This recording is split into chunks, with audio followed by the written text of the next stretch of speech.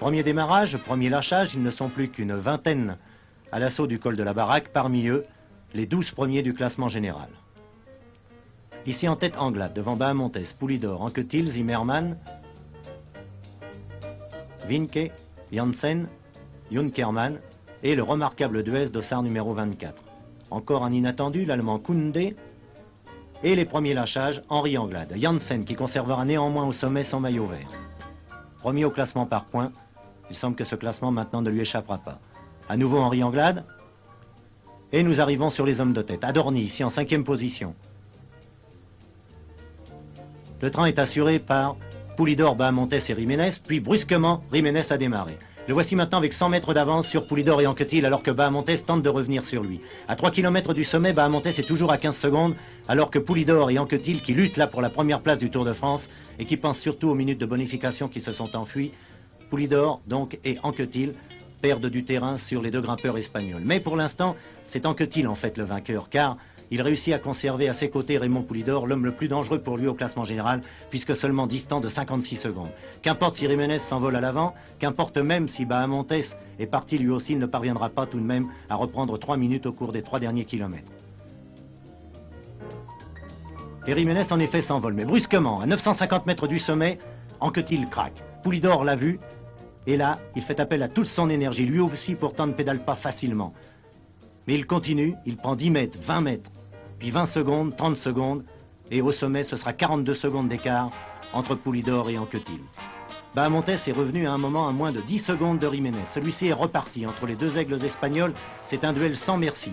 Pour Bahamontes, les 30 secondes de bonification enfuies, c'est peut-être la dernière chance qui s'en va de gagner le Tour de France. Et Jiménez, après son extraordinaire victoire à Andorre, accomplit là un nouvel exploit. C'est décidément un grimpeur fantastique qui nous a offert ce spectacle peu courant de l'homme qui s'envole en montagne cette année dans le Tour. Bahamontes prend la 2e place à 11 secondes. Poulidor va surgir pour la 3e place à 57 secondes. Mais au cours du dernier kilomètre, Anquetil affaibli. Pire, il s'est effondré. Et c'est là que se joue le Tour de France. Poulidor donc 3e à 57 secondes, qui conserve ainsi toutes ses chances, puisqu'il est remonté à 14 secondes au classement général de Jacques Anquetil. Lui aussi termine exténué, mais l'important était de reprendre du terrain à Jacques Anquetil. 4e, on attendait Jacques Anquetil. Eh bien non, c'est l'Italien Adorni qui termine à 1 minute 30 secondes de Jiménez. 1 minute 30 concédée en moins de 3 km. Et enfin Jacques Anquetil, sur son tout petit développement, qui paraît maintenant bien dérisoire sur la petite portion plate qui mène sur la ligne d'arrivée. Anquetil concède 1 minute 37 secondes à Jiménez.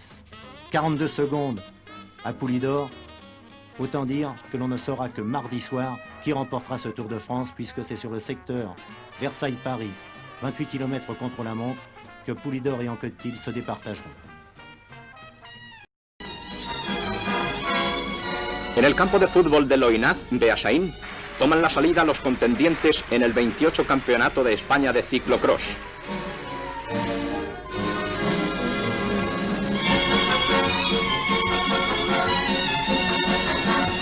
Hasta los árboles dan cosecha de aficionados en Guipúzcoa.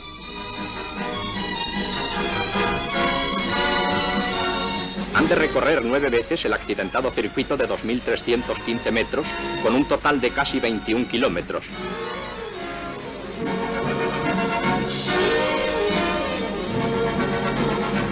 En el descenso de la pradera de Erecarte, con desnivel de 36 metros y medio, comienzan las caídas, pero los muchachos son fuertes y no se arredran.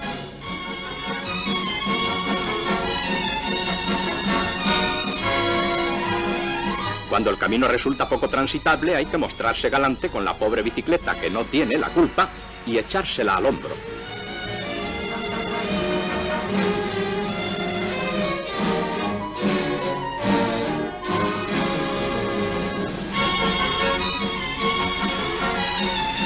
Unos suben pedaleando y otros ruedan sin pedaleo, pero hay mucho repuesto.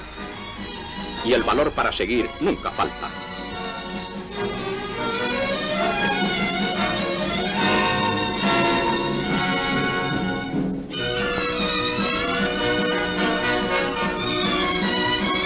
Luchan por los primeros puestos Talamillo, Santos Ruiz y el guipuzcoano Amelio Mendijur. El fango tiene la culpa.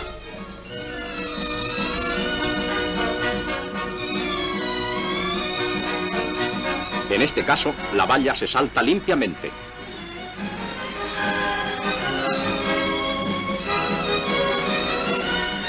Pero algunos prefieren pasarla por arriba y otros por debajo. El vencedor, Mendijur, ha invertido 1 hora, 20 minutos y 20 segundos en los 21 kilómetros. La banda de campeón, la copa y el pan de 6 kilos le compensarán del esfuerzo realizado.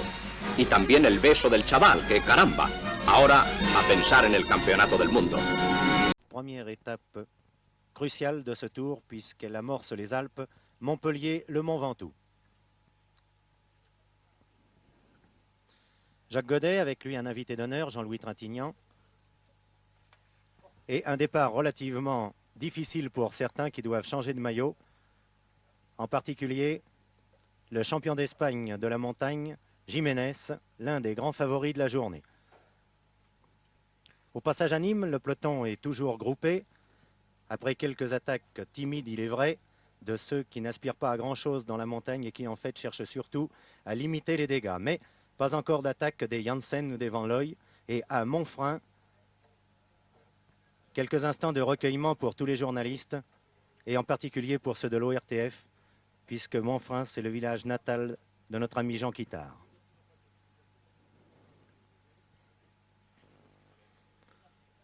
Peloton toujours groupé alors que nous approchons maintenant de Carpentras. Le Ventoux se dessine à l'horizon. Les vignobles de Châteauneuf-du-Pape vont être traversés à une allure relativement lente, mais dès le contrôle de ravitaillement, brusquement, le peloton va s'animer, car alors se manifestent tous ceux qui ont intérêt à lâcher au plus loin possible Poulidor, Gimondi et Motta qui roulent ici bien groupés. Dans le Ventoux, déjà, Fouché a crevé. Van Looy fait partie des premiers lâchés. Sagement, semble-t-il, il préfère monter à sa main. Il est accompagné de quelques-uns de ses équipiers, mais les lâchages sont très nombreux. Ici, Pinjon, dont on attendait beaucoup dans ce col, qui avait vu sa révélation au début de la saison lors du circuit du Provençal.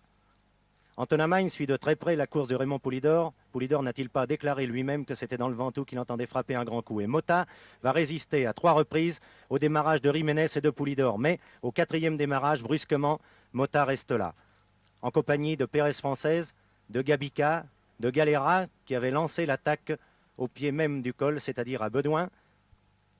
Et à 10 km du sommet, ils ne sont plus que 3 ensemble. Jiménez à droite, Poulidor et Gimondi qui déjà donnent des signes de fatigue. C'est Jiménez qui, par ses brutales accélérations, et qui rejoint ici Galera. Jiménez donc qui provoque la cassure dans le peloton, mais avec brio, avec un panache extraordinaire, Raymond Poulidor réplique et tout à coup Gimondi craque. En 3 km, il perd 1 minute 30 secondes sur Poulidor, absolument déchaîné maintenant. Poulidor qui au coude à coude avec Jiménez va être le roi de cette ascension. Gimondi est au bord de la défaillance. Va-t-il sombrer? Va-t-il perdre ce maillot jaune qu'il a si brillamment défendu jusqu'ici? C'est la question que se posent alors tous les suiveurs. Derrière lui, un groupe avec Anglade, Gabica et Janssen, le champion du monde. Et derrière, tous les autres, échelonnés sur plus de 3 km de pente. Ici, De Rosso. Anglade maintenant, qui réussira une excellente ascension puisqu'il prendra la 3e place, suivi alors par le petit Espagnol Galera. La carburation se fait mal, les hommes ont du mal à éviter l'asphyxie. Et seuls pour l'instant, Jiménez et Poulidor semblent épargnés. Gimondi lutte encore pour sauver son maillot. L'écart est toujours d'1 minute 30 entre lui et le groupe Jiménez-Poulidor, alors que dans ce peloton ici, l'on a aperçu Lebeau, voici De Rosso. Et le masque des hommes traduit parfaitement la dureté de l'épreuve, l'immense tâche qu'il aurait demandé. Janssen, le champion du monde, assez facile, en compagnie de Lebeau. Tous concourent pour les 5 premières places au classement général, mais Gimondi profite alors d'un ralentissement marqué en tête par Jiménez et Poulidor pour passer Anglade et Galera qui eux aussi avaient besoin de récupérer. Gimondi s'offre là un effort supplémentaire, superflu même, mais le chalet Reynard est en vue plus que 5 km avant le sommet et Gimondi a appris qu'il n'avait pas encore 2 minutes de retard sur Jiménez et Poulidor. Or, son retard au classement général, à Poulidor étant de 3 minutes 12 secondes, Gimondi peut encore espérer sauver son maillot jaune. Et il le sauvera en fait au prix d'un brio exceptionnel. Quoique devant, Jiménez et Poulidor, au milieu d'une foule énorme, impriment à la course une folle cadence et Jiménez, par ses incessants démarrages, fait souffrir Poulidor, mais Poulidor, exceptionnel aujourd'hui, se montre pour le moins l'égal de celui que l'on considère maintenant comme l'un des meilleurs grimpeurs, sinon le meilleur grimpeur de sa génération. Encore 2 km, Jiménez et Poulidor sont toujours ensemble, mais c'est Poulidor qui le plus souvent mène. Et dans le vent ici, son travail est encore plus compliqué. Jiménez a du mal à suivre. Jiménez, pour la première fois de sa carrière, constate qu'à moins de 2 km du sommet, un homme a pu le suivre, et cet homme, c'est Raymond Poulidor. L'année dernière, il l'avait lâché dans le Puy-de-Dôme, il avait lâché aussi bas à Montes et Anquetil. Cette fois, rien à faire, et Poulidor attend avec beaucoup de placidité le sprint. Il pense à la minute de bonification. Même s'il ne prend pas le maillot jaune ce soir au sommet du Mont Ventoux, se sera rapproché de Gimondi, et brusquement à 500 mètres de la ligne, il lâche Jiménez, s'envole vers le sommet, négocie avec quelques difficultés le dernier virage, plus que 50 mètres à couvrir, et il passe la ligne devant Jiménez, deuxième donc à 6 secondes. C'est Anglade qui terminera troisième à 1 minute 29 secondes de Raymond Poulidor, lequel a fait là un bond sérieux au classement, s'est rapproché de Gimondi au point d'en être plus ce soir qu'à 34 secondes. Tout est permis maintenant dans le domaine des espoirs pour Raymond Poulidor.